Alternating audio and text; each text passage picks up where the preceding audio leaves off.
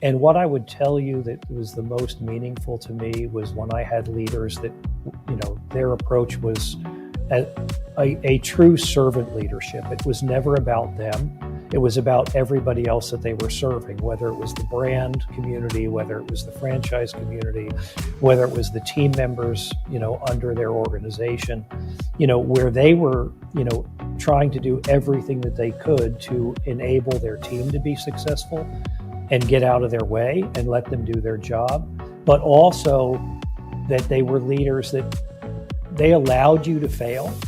Welcome to another episode of the Prosper Brief, the show dedicated to elevating the future of the food service industry. Our guest host today is Larry Monger Jr., a 2024 Prosper Accelerator and the Distribution Manager at Cooperative. He'll be joined by John Inwright, the former president and CEO of Wendy Supply Chain Co-op, QSCC. With decades of leadership under his belt, John is a true icon in the industry and a respected voice in supply chain strategy. Attention emerging leaders in food service and hospitality. Are you ready to accelerate your career?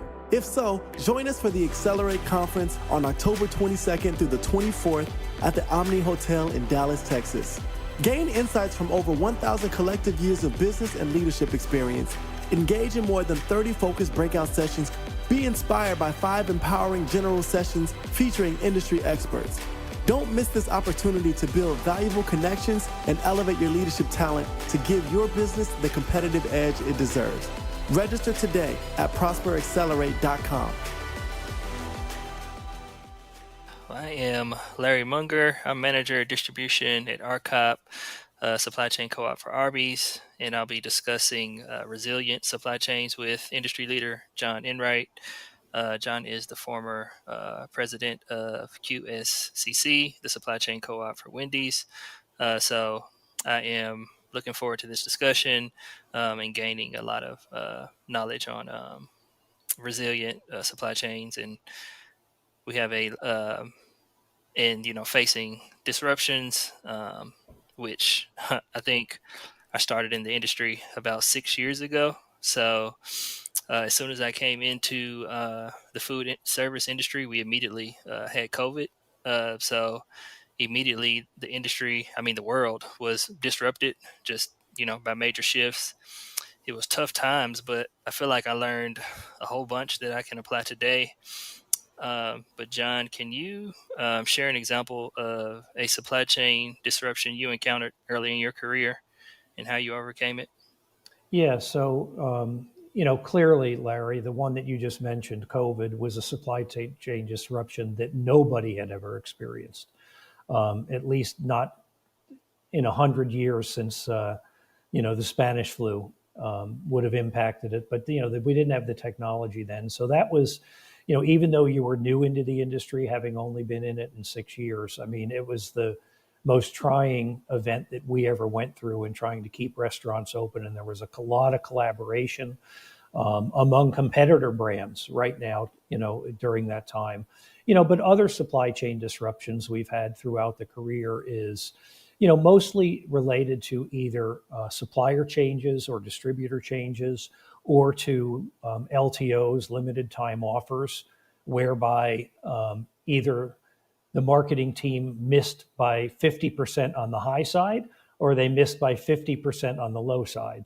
And so, if they missed on the high side, we were all scrambling while all the suppliers that were necessary in order for us to be able to keep the system and the operations in supply.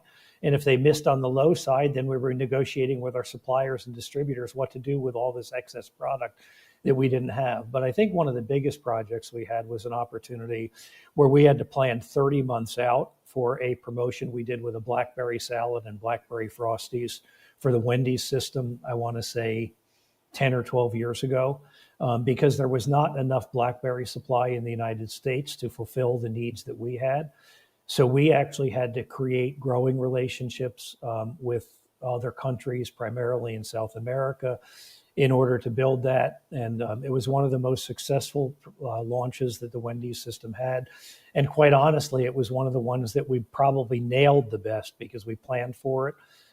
And so it really helped the food service operators. But, planning out 2.5 years in advance in order to make sure that you had a supply for a product that you had never put on your menu before was created for one of the biggest potentials for disruption in our supply chain. And quite honestly, we simply didn't experience it because of the cross-functional planning between the marketing team, the ops team, the finance team, the supply chain team, the franchise community, our board of directors as a supply chain co-op, and the investments that, the upfront investments that we had to make and commit to from people that really didn't know us because we hadn't done business with blackberry growers in South America before. And so, we had a lot of confidence to build and surety, and then we had to work with our distributor community because obviously dealing in fresh blackberries, it's a very short shelf life. So that was the potential for disruption because of the resilient planning that we did for that supply chain, we had a successful engagement. Now, I will also tell you that we had a very difficult one, which I shared with you during our call for Prosper earlier, was when we changed a regional distribution center where we thought we had everything in place, and we dramatically impacted the operations of 350 plus restaurants where from the day that we pressed go, they failed. And so we had to immediately regroup. We had put 16 people on the ground at that distribution center, including myself. We worked with other distributors to help us shore up the supply chain. And today, that distributor is as difficult as it was during that time. That distributor is in the top 10% of the distributors for the Wendy supply system today. So, irrespective of how much planning you do, anything can go wrong, even if you think you planned for everything. And in that case, we had to create significant recovery and create it very fast for the restaurant operators. Yeah, no, I think that's I do remember you talking through that story with us. It was awesome. It's something that with me being on the distribution team, I think about, and it's something that I don't want to say keeps me up at night, but it's something like, man, I know that can be, a tough time to be, and you feel responsible, even though you've done all your due diligence. So I know that was tough times, but and Larry, I will tell you, it's good that it keeps you up at night because it's going to keep you really sharp. But you know what, and again, I had lots of experience in leadership roles of supply chains, from Yum Brands to U.S. Foods, ultimately to the CEO position at Wendy's Supply Chain Co-op. But even with all of that, you can still fail. And what I will tell you is that as long as you fail fast forward or fail forward fast and recover, and your operators, recognize it, irrespective of the pain, we learned an incredible amount, and I can pretty much assure you that, if I had that opportunity again, I would make sure that we, dotted a few other I's, crossed off a few more T's. And I think that my former company will be doing the same in perpetuity. Yeah, no, I think that makes sense. So I know in those situations we talked a little bit about risk and planning for it. I guess what's something you wish you knew earlier in your career about risk and mitigating them, but also not being too timid? I guess what's kind of some advice or strategies you have around those? Yeah. So what I'd say relative to what I wish I knew earlier in my career relative to risk was the things I learned over 30 years of that career later. I wish I had that knowledge early on in my career. But listen, every career is a lifelong learning journey. There were opportunities along the path. I mean, I remember when we rolled out wings for the KFC system for the first time, and we were so successful. And this is back in the late 80s or early 90s when we put wings out. This was after Buffalo Wings were getting, a lot of attention after that restaurant up in the Boston area that created the kind of concept of wings. And with all the planning we did, we ran out in 10 days. It made national media news. We got covered by USA Today and the Wall Street Journal and others. But again, it was another recovery opportunity. And that was not a system, so that was not a failure from a supply chain perspective. It was just a new product that was so hot, irrespective of all the planning that the marketing team did, the operations team did, the finance team did, the supply chain team did. It was such a success with the consumer marketplace that we simply had to step back and reintroduce it again later, because we ran out of what we thought was 8 weeks supply in 10 days. It's a good problem to have, but it was still a problem, but you had to cut an LTO short. Right, right. Yeah. Yeah, I can imagine. It's definitely better than, it running longer, but yeah, shorter is, yeah, I know it's always tough for the franchisees. Um, but I mean, at least you had some success there in the end. Um, let's see. So we'll talk a little bit about just today and some of the disruptions, or some people may refer to them as distractions that we have in the world today. So there's so much going on in the world today. We got weather popping up, where it's a winter storm. We got always have to prepare for hurricanes. We have the California fires. We have tariffs, tariff threats with different companies. Um, so what have the last 5 years taught taught you about just global disruptions in the supply chain industry? Yeah, I think it is be prepared for anything, and irrespective of how much planning you do, you will not get everything right. You will be on one side or other of the equation. The question is how do you respond and prepare the team for addressing, disruptions that may be expected and or disruptions that are unexpected. And what I'd tell you, Larry, is it takes a village. The supply chain team is not always going to solve this by themselves.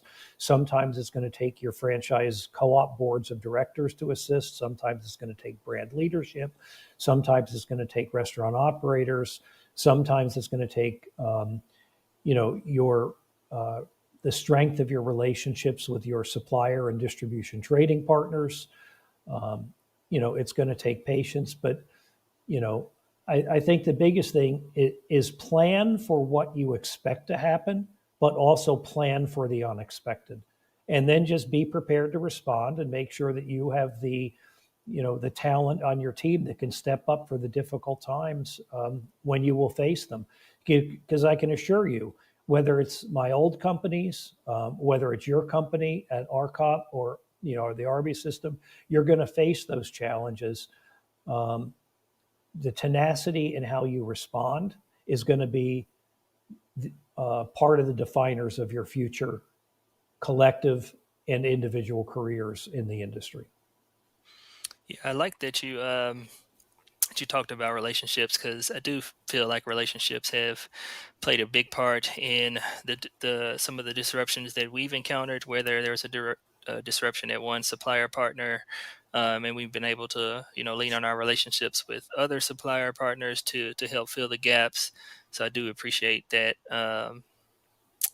that aspect. But I know you hinted at it a little bit, but yeah, and what I'd add to that, Larry, is for you where you are in your career, and others like you. What I'd say is, one of the things that I did, when I was a manager or even a director or an early stage vice president, is I really got to know all of the players, particularly at the senior level.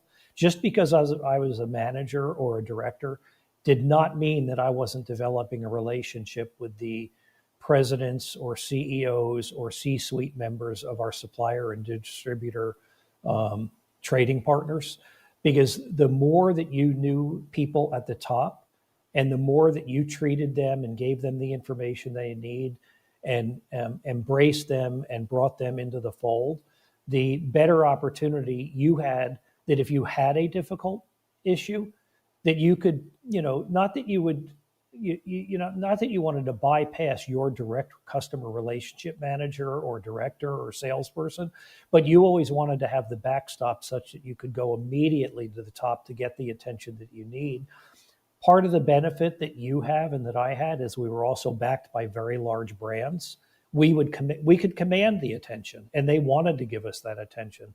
So, my encouragement to everybody in supply chain: never let the title that you have get in the way of creating the highest level that you can create with any of your trading partners.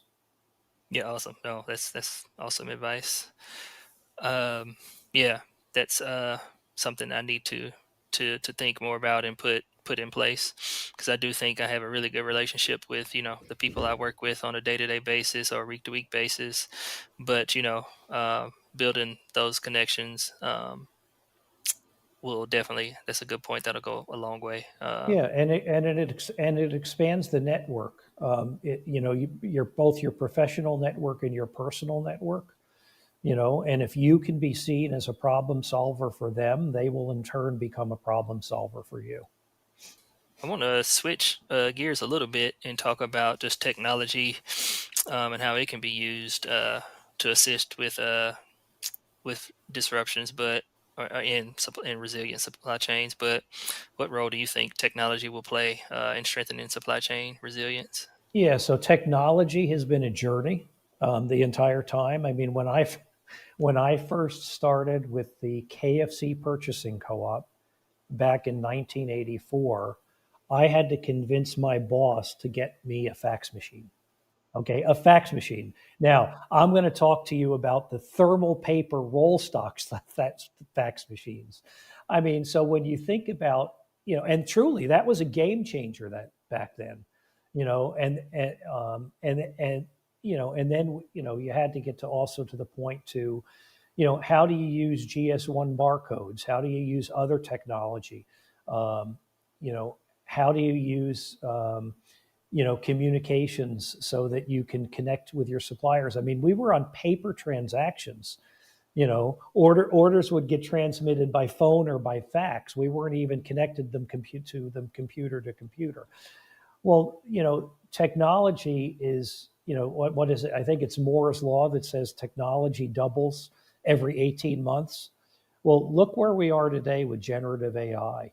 And the fact that, I think it's going to have a huge impact on the supply chain, but I think it's going to have a big impact on many other functional disciplines in every enterprise. And so I think the answer is, sometimes you may want to be an early adopter. Sometimes you may want to be a fast follower. Sometimes you may want to be an innovator. But you need to be prepared to understand that in all of those cases, it's not going to be a smooth path. There's going to be challenges along the way. But you have to embrace the technology, otherwise you're going to get left behind. Yeah, that's awesome. So I know you mentioned the fax machine was kind of a game changer at that point in your career. Is there any emerging technologies that you see today that could help improve the supply chain's efficiency and resilience? Yeah. So my former company today is now exploring some things with a company by the name of Palantir, relative to whether or not their AI platform can help with greater visibility, greater forecasting, greater recovery. Any of these generative AI models that are out there, I think, are things that can help. But the question is what's your appetite to be on the leading edge, or maybe even the bleeding edge, where you're out there in front of others, which is, it may cost you more money to get there, but if you have first mover advantage, you may be providing a greater service long term while others are trying to catch up relative to the early adopters. So, AI is fascinating to me. I don't know how much you've had the opportunity to use it. I don't have any real professional need to use it today, being in retirement, but I play with it all the time. And I am absolutely fascinated by what it can do, but I'm also fascinated at how it can take you down a rabbit hole and give you very incorrect information. Um, kind of like Wikipedia does, because it's crowdsourced research. It's not always right. It doesn't always get everything right at this, but the fact that a it's a learning environment in and of itself, it is also going to get better. Yeah, no, I think AI is it's really awesome.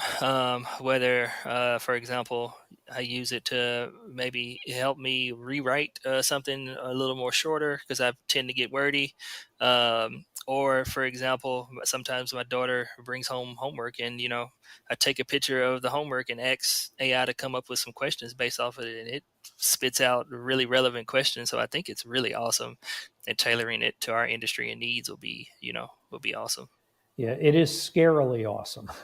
Used in the right way, it's going to be an incredible tool. But we've also seen that AI can be used in ways that we don't want it to be used.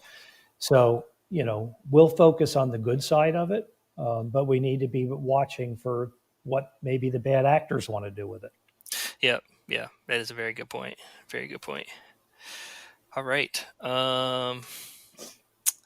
So when you look back on your career and your time leading, major organizations, what are some of the key leadership traits that help you navigate through crisis and disruptions? Yeah, so Larry, that's a really good question. I've been blessed throughout most of my career to have really great team leaders of my own.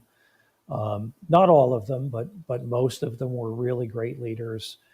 And what I would tell you that was the most meaningful to me was when I had leaders that, their approach was a, a true servant leadership. It was never about them.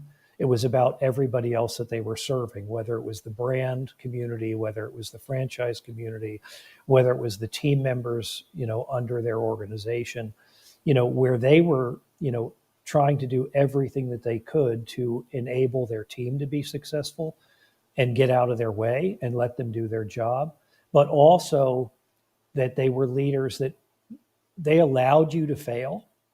And because they recognized, throughout my own career, I always learned more from the failures that I had because I didn't want to repeat them than I did necessarily from the successes that I had.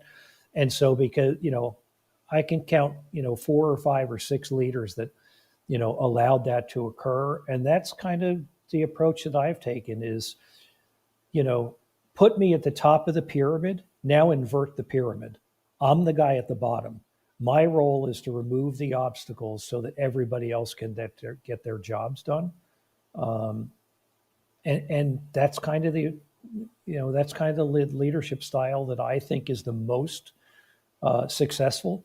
That isn't to say command and control leaders don't do well in industry as well, but it's not the style of leadership to which I subscribe. Gotcha. No, that makes sense. I know you mentioned servant leadership, but how do you feel your leadership approach changed over time? I probably I took a lot more time to invest in my people. I would push my boards to spend a disproportionate amount of our funds to support the co-ops on developing and training our people. And I think I shared with the team last time. I had one of my board members early on in my career said, "Well, John, what if we invest in our people and they leave?" And my answer was, and it wasn't my answer, it was something I'd also picked up from reading, which is probably in one of those books before we started the podcast, we were talking about, is what if I don't invest in my people and they stay? Mediocrity is, not acceptable. You've got to invest in your people. You've got to be willing to take the choice by making them smarter that they may leave. And then you need to celebrate when they leave. And oh, by the way, some of them sometimes come back.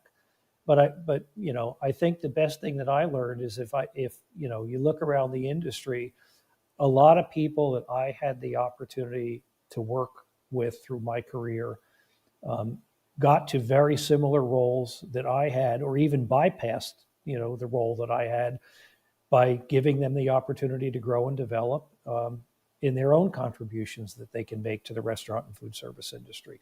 And so I celebrate that. Yeah, no, that's awesome. I love that quote, about, developing people, and them leaving, versus, not and them staying. Because I think that goes a long way to, to not only prove that, you want to invest in your people, because in the end you get the reward. If they leave, it's awesome. I think that speaks well for your company if you're developing people to leave and go on to greater things. And like you said, you had some folks that may have caught up with you at some point. So I think that's just an awesome quote. Like that. I think it may have been. I don't want to misquote it, but I think it's Steve Jobs or somebody like that said it. I think it's just a really awesome quote. I don't know if that was, it may have been Steve, it may have been somebody, I can't remember, but it was one that stuck and resonated with me throughout my career. And then another quote that always resonated with me was actually from my former president. And he's, and he taught me a very basic lesson. He said, John, people say little things mean a lot. I say little things mean everything, because if you take care of the little things, you never have any big things to worry about. So, and that's a quote that I attribute to a gentleman by the name of Tom Henryon, who I had the pleasure of working for 16 years early in my career. We want to give a special thanks to Larry and John for hosting such a powerful conversation filled with real-world insight and leadership lessons that matter. If today's discussion resonated with you, please be sure to like, subscribe, and share it with others. We'll see you again next time here on The Prosper Brief.